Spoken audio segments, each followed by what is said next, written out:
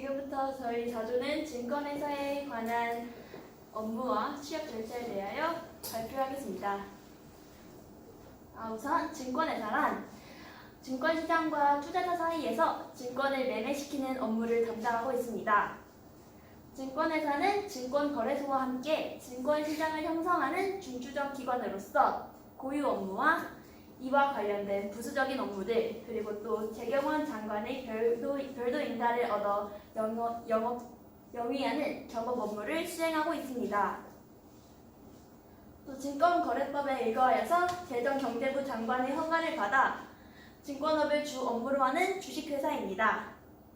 주요 업무로서는 발행시장 업무로서 유가증권의 인수, 매출, 모집 또는 매출의 주선 업무가 있고, 유통시장 업무로는 자기매매 업무 및 브로커로서의 위탁매매 업무 등이 있습니다.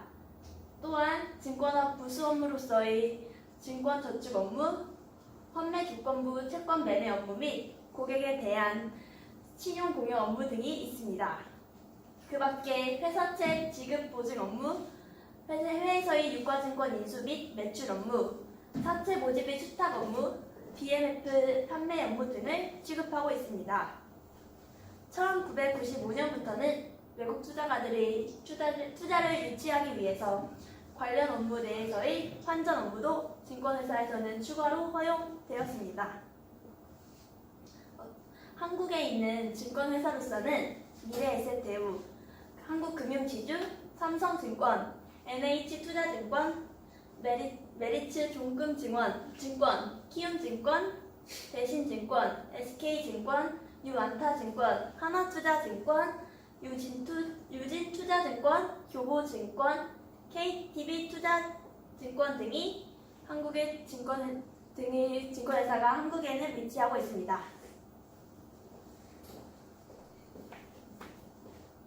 네, 16학번 박혜민 이어서 발표하겠습니다. 저는 먼저 증권사의 고유 업무에 대해 준비를 해봤는데요. 첫 번째로 위탁매매업입니다. 위탁매매업이라는 것은 고객으로부터 유가증권 매매거래의 주문을 받아서 시장에서 매매거래를 성립시켜주고 그에 관한 대가로 일정한 수수료를 받는 영업입니다. 이때 매도 시 증권거래 0.3% 그리고 매매 시 각 증권사 부여 수수료가 있습니다. 위탁 매매업 중에서 증권사의 자산관리 업무에 대해 제가 조금 더 깊게 준비를 해봤는데요. 그 이유는 우리가 보통 증권사라고 떠올려 봤을 때 저희가 많이 생각하는 게 바로 자산관리 업무이기 때문입니다. 자산관리 업무란 먼저 고객의 투자 성향, 자산 배분 전략, 투자 종목 추천, 자산 배분 및 투자 조정, 그리고 총체적인 자산관리 컨설팅 등 체계적이고 장기적인 일련의 고객 자산 운용을 업무해주는 것을 말합니다. 자산관리 업무의 필요성에 대해 먼저 4가지를 말씀드리겠습니다. 그중 첫 번째는 고객의 투자 요구에 부응할 수 있다는 점이고요. 두 번째는 증권사 수익원의 다양화 및 안정화를 꾀할 수 있습니다. 그리고 세 번째는 증권사 구조 변화의 판단 요소를 파악할 수 있습니다. 마지막으로 네 번째는 외국 증권사의 자산관리업 진출에 대비할 수 있다는 점입니다. 그리고 증권회사의 자산관리형 상품의 종류에 대해서는 4가지가 있었는데요. 첫 번째는 개인연금, 약자로 IRA라고 하고요. 두 번째는 자산관리 종합계좌, 그리고 세 번째로는 우리가 많이 흔히들 알고 있는 CMA, 그리고 네 번째로는 기업연금이 있습니다. 그 다음에 두 번째 고유 업무에 대해 말씀드리겠습니다. 두 번째는 자기매매업인데요. 증권사가 자기 계산으로 유가증권을 매매 거래하여 매매 차익을 얻는 영업입니다. 즉 쉽게 말했을 때 증권회사가 자신의 재산을 마음대로 투자해서 이익을 유치할 수 있는 업무입니다. 그리고 마지막 인수업에 대해 말씀드리겠습니다. 인수업이란 상장 기업 또는 상장 예정 기업이 유가증권을 발행할 경우에 증권회사가 투자자에게 분할 매각하거나 직접 투자하기 위하여 유가증권을 발행 기업으로부터 직접 인수하거나 인수를 주선하는 영업입니다. 즉 회사가 상장을 하게 되고 주식을 발행하게 될 때 주식 발행 및 판매 등을 증권회사가 도와준다라는 뜻입니다. 그럼 다음으로 증권사의 부수 업무에 대해서 한지율 학생이 하부가 발표하겠습니다. 1학번 한지우입니다. 제가 발표할 부분은 증권사의 부수 업무입니다. 증권사의 부수 업무에는 수익증권 판매업이라는 업무가 있는데요. 증권회사가 수익증권 또는 증권투자회사의 주식을 모집하거나 판매하는 업무를 말합니다. 또 수익증권과 주식은 비슷하지만 조금 차이가 있는데요. 수익증권은 주식이나 채권 또는 건물이나 토지와 같은 기타 자산 등등 넓은 범위를 기초 자산으로 하여 그것의 이익을 배분받도록 받을 수 있는 증권으로서의 주식보다는 조금 상위에 있는 개념을 의미합니다. 또 투자 자문업이라고 있는데요.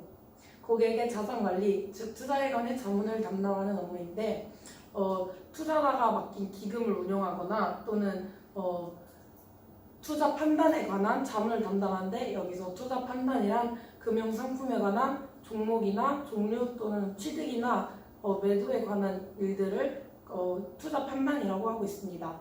또 투자 일임업이라는 업무가 있는데 여기서 일임이라는 것은 모든 것을 맡긴다는 뜻인데요. 그래서 자문업과는 조금 다르게 고객으로부터의 권한을 위임받아서 일임 또는 자기 계산으로 투자를 행하는 업무를 의미합니다. 또 신탁업이 있는데 신탁받은 재산의 관리, 운용, 처분 따위를 맡아보는 영업이고요. 증권시장뿐만 아니라 여러 자산을 같이 운용하기도 하고 또 투자자의 재산이나 기금 따위를 같이 운용하기도 합니다. 또 장외 파생 상품에 대한 업무가 있는데요. 장외 파생 상품이란 거래소가 없는 곳에서 1대1로 행해지는 거래를 의미합니다. 그래서 장외 파생 상품에 관한 업무에는 신종증권의 발행이나 판매 또는 선도, 수합 등을 취급하는 영업을 말합니다. 또 기타 유가증권으로 대출을 해주는 시중공여나 또는 지급결제, 증권 저축 업무 등등의 업무를 담당하고 있습니다. 네, 다음으로 저희는 최근에 이슈가 되고 있는 핀테크나 IT와 관련해서 증권사에서는 어떤 업무를 수행하고 있는지 한번 조사를 해봤습니다. 먼저 이 기사 제목을 한번 살펴보실 필요가 있는데요. IT와 손잡는 증권사들, AI 활용부터 상호 투자까지. 하나금융투자나 삼성전자 갤럭시 노트 8 모델에 자사 MTS가 탑재된 것처럼 최근에 AI나 어떤 IT 기술이 금융기술과 융합되는 경우가 많습니다. 실제로 우리가 핸드폰으로 지금 사용하고 있는 영웅문 어플 같은 경우만 봐도 MTS 기술 같은 것들이 들어가 있는 부분인데요. 그런 어떤 기본적인 서비스들을 제공하는 데 있어서 IT 기술을 통해 제공하는 것이 고객 서비스 차원에서 좀 더 편의를 제공하기 때문에 도움을 줄 것이라고 증권사는 분석하고 있습니다. 최근에 대신증권 같은 경우는 인공지능을 활용하여 고유자산을 진단해주는 로봇 벤자민이라는 서비스를 제공하기도 했는데요. 이런 것들을 통해 고객들이 어떤 고유자산 진단 서비스에서 좀 더 편리성을 얻는 등 기업에 대한 만족도를 늘릴 수 있다는 것을 볼 수 있었습니다. 그리고 2016년에 미래에셋대우가 네이버와 5천억 원 규모의 전략적 제휴를 맺었는데요. 그 전략적 제휴를 통해서 미래에셋대우는 우리가 알고 있는 대표적인 증권사고, 그리고 네이버 같은 경우는 우리가 알고 있는 IT 기술의 대표적인 기업이라고 볼 수 있습니다. 그 둘이 실제로 지금 전략적 제휴를 맺으면서 어떤 MTS나 HTS 같은 부분에서 좀 더 기술적인 협업을 통해 9개 해외 네트워크 같은 곳에도 금융 서비스를 더 정확하게 그리고 더 좋게 전달할 수 있는 새로운 서비스를 개발할 예정입니다. 이 왼쪽에 있는 표는 미래에셋대우의 채용 설명에 있는 분류입니다. 기업 금융인 IB부터 시작해서 경영 지원까지 여러 가지 파트가 있는데요. 최근에는 제가 표시해드린 IT 부분에 있어서 좀 더 채용 비율이 늘어나고 있습니다. 300명에 그쳤던 IT 인원이 최근 작년 2017년에 같은 경우는 900명까지 채용하는 것을 목표로 하고 있는데요. 주요 직무에는 업무 프로세스, 시스템, 어플리케이션, 그리고 인프라 같은 그의 개발 쪽에 좀 더 초점이 맞춰져 있어서 어떻게 보면 이거는 금융학부보다는 IT 전공 쪽에 맞는 게 아닌가 싶었습니다. 하지만 실제로 채용된 사람들을 조사해본 결과 IT 기술만 가지고 있는 것이 아니라 그 IT 기술과 함께 금융 지식을 좀 더 가지고 있고 금융 용어라든가 어떤 최근의 동향에 대해 캐치할 수 있는 사람이 그런 인재를 조금 더 기업에서 요구하고 있다는 것을 알 수 있었습니다. 증권사 보안 관리가 하나의 이슈로 떠오르고 있습니다. 그 이유는 아무래도 이제 증권사뿐만 아니라 금융사 전반적인 분위기에서 IT 분야를 통해 어떤 함께 나아가야 되는 상황에 처해 있는데요. 최근에 이슈가 됐던 것을 예를 들어 가상화폐 같은 경우 블록체인 기술을 활용하고 있는데 그 블록체인 기술 같은 것들에 대한 어떤 보안 그리고 어떤 그 IT 기술 이런 것들에 대해서 좀 더 증권사에서는 IT 분야의 채용 인원이 필요하다고 느껴서 그 인원들을 늘리고 있고 실제로 어떤 그 리포트를 분석한 결과 거기서는 이제 효율 또한 IT 기술을 늘릴수록 증가하고 있다고 발표가 되어 있습니다. 그래서 현재 숭실대 금융학부에서 지향하는 방향이 이제 순수 금융뿐만 아니라 어떤 IT 기술이라든가 우리가 심지어 지금 배우고 있는 간단한 엑셀 기술 같은 것들도 우리가 생각하는 핀테크나 IT 쪽 방향과 일치하기 때문에 앞으로 준비하는 과정에서 그 양쪽 다 균형 있게 준비할 수 있으면 나중에 취직이나 인재 채용에 조금 더 도움이 될 것으로 분석됩니다.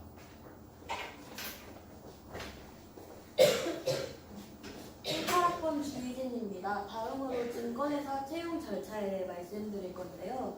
저는 삼성증권을 예로 들어서 말씀드리도록 하겠습니다. 먼저 지원 자격에는 해외여행의 결격 사유가 없는 자, 그리고 영어 회화 능력을 보유한 자이고요. 중국어, 한문, 그리고 공학 교육 능력 보유자는 우대를 한다고 합니다. 절차에 대해 말씀드리자면 먼저 온라인으로 지원하고 지원서를 검토하고 필기 전형, 면접 전형, 건강 검진 후 입사를 하게 됩니다. 여기서 GSAT라는 삼성 직무 적성 검사는 단편적인 지식보다는 주어진 상황을 유연하게 대처하고 해결할 수 있는 종합적인 능력을 평가합니다. 영역은 언어 논리, 수리 논리, 추리, 시각적 사고로 이루어져 있고 110개의 문제로 115분 동안 치른다고 합니다. 지원서 검토에 대해 말씀드리자면 지원서 검토를 통해 직무 적합성 평가를 치르게 되는데요. 직무와 관련된 활동 경험 및 에세이 등을 중점적으로 평가하는데 에세이는 영역마다 다르다고 합니다.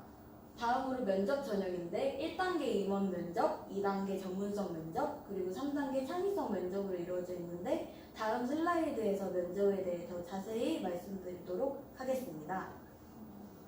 세부 면접 내용입니다. 1단계는 임원 면접인데요.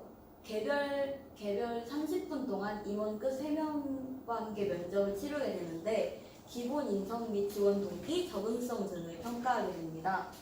두 번째는 전문성 면접인데 개인별로 10분에서 30분 동안 부서장급 4명에서 면접을 치르게 되는데요. 문제 해결 능력이나 직무 수행 능력 등을 평가하게 됩니다. 마지막으로 3단계 창의성 면접입니다. 개인별 10분에서 30분 동안 간부급 3명과 함께 면접을 치르게 되는데 문제를 새롭게 정의하고 해결하는 능력 등을 평가합니다. 다음으로 정우혁 학우가 발표하도록 하겠습니다. 감사합니다. 네, 18학번 정우혁입니다. 저는 실제 한국투자증권에 입사한 분의 취업 성공 수기를 통해서 증권회사의 취업 절차에 대해 말씀드리겠습니다. 먼저 이분은 한국투자증권에서 PB, 즉 은행에서 거액 예금자를 상대로 고수익을 올릴 수 있도록 컨설팅을 해주는 금융 포트폴리오 전문가로 일하고 계십니다. 그리고 자격증으로는 투자 자산 운용사, 그리고 자산관리사, 외경 테스트, 그리고 모스 마스터 이 자격증이 있고 공인어학 점수로는 토익 스피킹 레벨 7을 합니다. 그리고 봉사활동, 대외활동으로는 대학생 교육 봉사활동 2달, 빅데이터 전문가 과정 이렇게 했고요. 공모전으로는 빅데이터 마케팅 분석 보고서 공모전, 그리고 아르바이트 인턴 경험으로는 증권사 아르바이트 2달, 한국은행 통계조사원 1달, 그리고 에셋 플러스 자산운용 인턴 2달, 그리고 하나펀드 서비스 정규직으로 3달을 했다고 합니다. 먼저 입사 서류 준비 사항에 대해서 알아보겠습니다. 채용 공고 시 항상 개최하는 채용 설명회에 꼭 가라고 합니다. 왜냐하면 채용 설명회에서 대표 이사님께서 말씀하시는 그런 중요하게 생각한 말들을 자기소개서에 작성하게 된다면 큰 점수를 받을 수 있고, 또한 실제 최종 합격자들을 보면 채용 설명회에 갔다 왔던 사람이 절반이 넘는다고 합니다. 그리고 인턴 경험은 필요하되 꼭 증권사 인턴 경험이 아니어도 된다고 합니다. 실제 최종 합격자들을 보면 증권사 인턴 경험이 아니어도 은행이나 다른 경제 관련 회사의 인턴 경험이 많다고 합니다. 그리고 자산운용사, 투자자문사, 헤지펀드사, 증권사 아르바이트, 금융회사 아르바이트를 꼭 지원해보라고 합니다. 이런 많은 경험을 통해서 자신이 지원한 직무와 관련 지어서 스토리를 만들 수가 있는데 이런 스토리를 만들면 다른 지원자들과 차별성이 생기고 이런 스토리를 만들게 되면 면접관들에게도 좋은 점수를 얻을 수가 있기 때문입니다. 다음이요. 그 다음 인적성 검사 준비 방법입니다.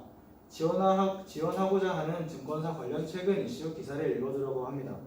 포인트는 자신이 얼마나 금융, 경제 등에 관련해 얼마나 관심을 평소에 가지고 있는지를 알아보는 것이기 때문에 그런 세세한 문제는 나오지 않으므로 그렇게 부담은 안 가져도 된다고 합니다. 인성검사는 잘 보고 못 보고를 떠나서 솔직하게 보자고 합니다. 최근 금융계에서 직원 개개인 간의 신뢰 관련 문제가 많이 발생하고 있기 때문에 솔직하게 보는 것이 중요하다고 합니다. 또한 극단적인 답은 피하는 게 좋다고 합니다. 마지막으로 면접 준비 방법입니다. 면접 준비는 혼자 하기 어려우므로 되도록이면 같이 모여서 하라고 합니다. 금융권의 면접의 경우 매우 어려운 주제를 주고 이 주제를 쉽게 풀어나가는 방법을 많이 물어보게 되는데 이것은 혼자 준비하게 되면 매우 어렵기 때문에 같이 준비하는 게 매우 효율적이고 좋다고 합니다. 그리고 다음으로 답변의 도입 후에 질문에 대한 답을 먼저 하고 이에 대한 이유를 설명하는 연습을 하라고 합니다. 질문에 대한 답을 먼저 하게 되면 듣는 사람의 입장에서는 굉장히 깔끔하고 명쾌하게 들리고 핵심을 가장 먼저 파악할 수 있기 때문에 이렇게 말하는 게 좋다고 합니다. 그리고 마지막으로 인상이 중요하므로 웃는 얼굴로 면접에 임하자고 합니다. 이상으로 경원 4조 발표를 마치겠습니다. 감사합니다.